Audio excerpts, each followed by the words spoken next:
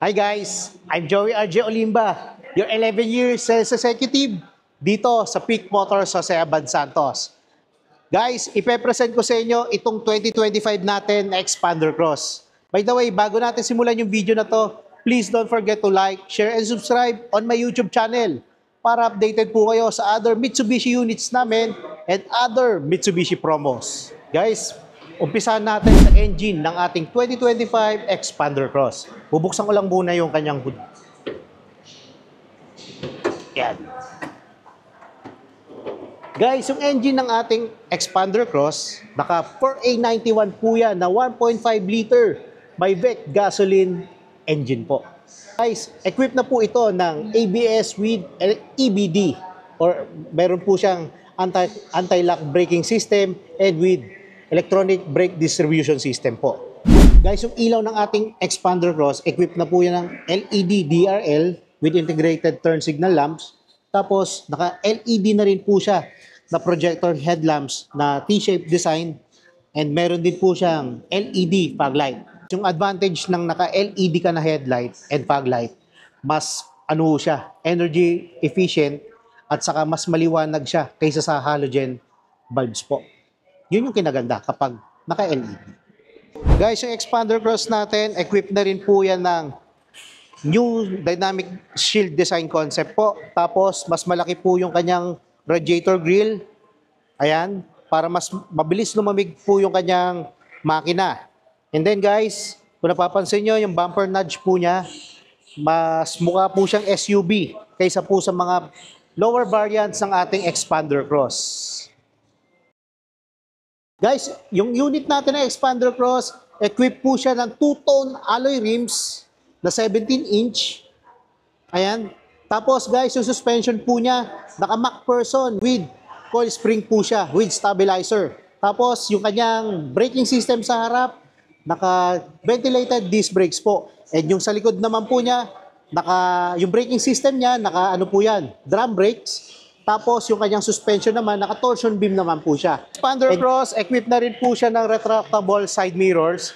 Tapos guys, dito naman sa door knobs po niya or sa door handles, meron po siyang button dito.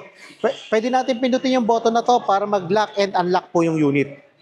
Pero dahil wala tayong susi, hindi natin madedemo sa inyo.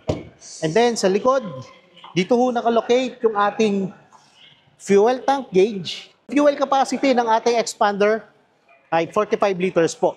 Kaya guys, yung lang natin dito, magagastos lang natin sa isang full tank, nasa 2,500 po. Guys, nandito na tayo sa likod ng ating Expander Cross. Yung Expander Cross natin, equipped po yan ng L-shape na LED tail lamps po. Tapos LED na rin yung kanyang reverse light. Yung na lang po sa kanya, naka-halogen bulb. Itong turn signal lamps po. Tapos guys, dito po nakalocate yung ating reverse camera. And then, yung rear bumper po niya, yung design, mas mukha po siyang SUV talaga compared po sa mga previous or lower variant ng ating Expander. Tapos guys, papakita ko lang muna sa inyo yung third row ng ating Expander. Guys, ito po yung itsura niya kapag tayo or yung ating Expander Cross, yung third row seat. Meron pa tayong may kakarga dito na tatlong 30 kilograms na luggage po. Or equivalent sa 40, tatlo kasya dyan. Tapos guys, kung gusto natin ibaba, ito itsura niya. Ang laki. Ang laki ng spasyo. Tapos, dito naman sa second row.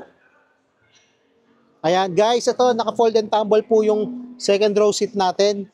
Yung split po niya, naka 60-40 na split po siya na upuan. So guys, pag-usapan naman natin, o ipapakita ko sa inyo yung interior and yung safety features ng ating Expander Cross. Tara, pasukin natin yung loob ng Expander Cross. Yung ating pintuan po sa driver side, equipped po yan ng all power na windows. Yan po yung switch po niya. And meron po siyang central door lock switch po. Then, sa dashboard naman, bandang kaliwa, ng kanyang steering wheel. Nandyan po nakalocate yung side mirror controls and meron po dyan sa bandang baba stability traction control button po. And then sa steering wheel naman po niya, naka 4-spoke po yan na leather wrap na steering wheel. Guys, kung napapansin nyo, yung steering wheel niya pareha sa steering wheel ng previous model natin ng Montero and nung Strada na unit. Ito po yung steering wheel. Tapos, equip po yan ng audio steering button or audio steering remote buttons po. At sa kabila naman niya, meron po siyang voice command button and cruise control button. Then guys, yung kanyang multi-information display, naka-LCD. Mas malaki at mas high-tech po yung kanyang display. Saka guys, etong unit na to, yung head unit niya, equip po yan ng touchscreen monitor with SmartLink display function po. Mako-connect natin yung mga phones natin dyan, like yung Android or yung mga iOS phone, gamit yung data cable, para magamit natin yung Apple CarPlay o di kaya yung Android Auto po. Guys, sa aircon controls naman po niya, ayan, equip po yan ng toggle switch po para sa fan speed and yung kabila naman niya para naman po sa temperature po.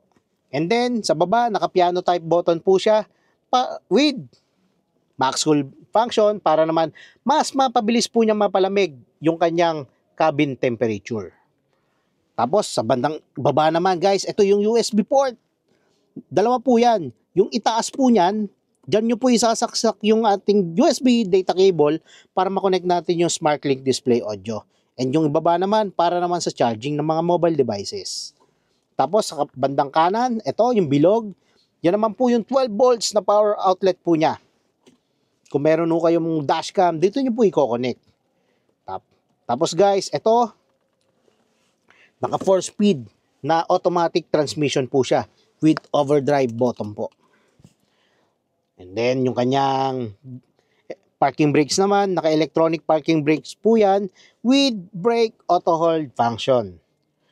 Guys, etong unit natin, equip po yan ng center armrest console with tissue holder. Dito nyo po ilalagay yung tissue nyo po para mas malinis tignan. And guys, etong ating storage, kasya po dyan yung 4 na 750 milliliter ng tubig. Guys, yung unit na to, yung ating expander, pag nilabas ko yung phone ko at kailangan ko ilapag dito, dito ko lang siya ilalagay para hindi siya gumalaw-galaw masyado. And yung kanyang storage naman dito sa baba, kasya po yung isang rim ng A4 size na papel. Alam nyo ba, yung ating expander or expander cross, equip po yan ng 2 airbag sa harap. May airbag po yan dito sa steering wheel and yung isang airbag niya, dito naman nakalocate. So ayun guys, napakita ko na sa inyo yung ating specs para sa expander cross. Para naman sa pricing, ang pricing po ng ating expander cross, para sa monotone, 1,346,000 po yung SRP po niya. At yung kulay na pwede nyo pagpilian sa unit na to, graphite gray metallic at saka green bronze metallic. Para naman sa two-tone, yung SRP po niya, 1,356,000. At yung ano po niya, kung kulay white naman po na two-tone yung i-avail natin, ang SRP 1,371,000. Kukunin naman po natin siya under in-house bank financing transaction. 60,000 po yung all-in down payment offer na pwede kong ibigay sa inyo. At hindi mawawala yung mga exclusive freebies na mismo ang manggagaling sa one and only Joey Boy Palaboy ng Mitsubishi Abad Santos. Una, magbibigay ako sa inyo ng deep dish matting, Bosch Europa horn, reverse sensor, dashcam, expander garnish, magbibigay ako sa inyo yan. Magbibigay din ako ng hood emblem, tapos muffler tip, car care kit, umbrella, at saka keychain. And then, sa all-in offer na binigay ko, kasama na dito yung free 3 years LTO registration, free 3 years TPL, free 1-year comprehensive insurance with Acts of God, free chattel mortgage, free PMS from first 1,000 up to 20,000 kilometers, coverage po nun, labor, saka yung parts po. At meron din tayong extended warranty from 3 years na standard warranty, i-extend natin ng 2 taon para maging 5 years po yung ating warranty with unlimited mileage po yan. And then guys, yung offer na to, valid lang until January 31, 2025. Mga kapalaboy, kung meron kayong questions or inquiries regarding po sa Expander Cross, tawag lang po kayo sa number na naka-indicate dito sa screen. O di kaya, message po kayo sa aking personal Facebook account. And sana guys, kayo naman po yung maging next Mitsubishi client namin. Kita-kits!